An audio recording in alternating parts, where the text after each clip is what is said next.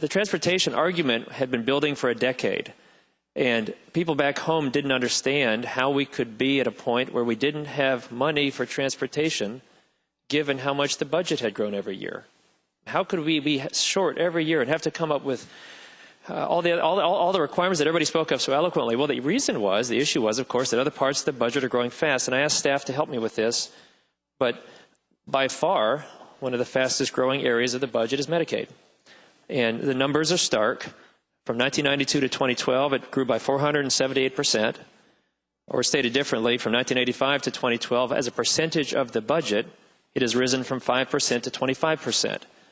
This is the biggest thing we do in this budget. This is by far the biggest part of this. This is why this is a conversation worth having. Now, everybody understands that the President has offered us a large amount of money for Medicaid if we will undertake certain changes to the program, and people in this body have different opinions about that.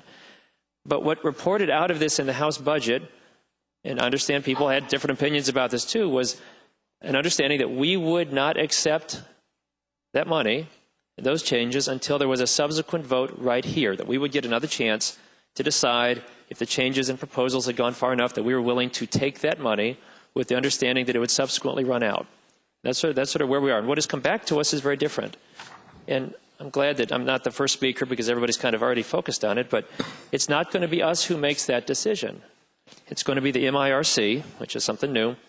And the important language is on 6A, and it says, if the Medicaid Innovation and Reform Commission determines that the conditions in paragraphs 2, 3, 4, and 5 have been met, then the Commission shall approve implementation of coverage for newly eligible individuals pursuant to the Affordable Care Act, also called Obamacare.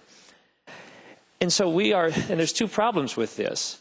The first would be the basic one, that we are ceding that authority. After this vote, there will not come another vote where we will get a chance on this floor to say no if we don't think the reforms are sufficient to justify the additional spending, which will follow on after that.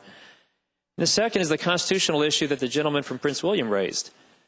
We are not allowed to cede certain things, no matter how much we want to, no matter how good the idea is, no matter how good the bill is. That was what came up in the Attorney General's letter that we've discussed. It also came up in his lawsuit.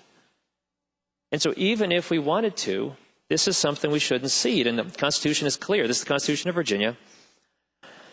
It said, no bill which makes any appropriation of public or trust money or property shall be passed except by the affirmative vote of a majority of all the members elected to each house, the name of each member voting and how he voted to be recorded in the journal. Now, it is possible that this commission will not run afoul of that because they are given such specific orders of what they can and cannot do that they don't have that discretion. But that raises the second issue, which would be, we are then ceding the authority to that commission to make that decision when certain parameters are met, and it still won't come back to us for a vote. So I appreciate all the hard work that everyone has done in this budget. I'd like to send it back for more work, and so I ask that you vote against the conference report. Thank you.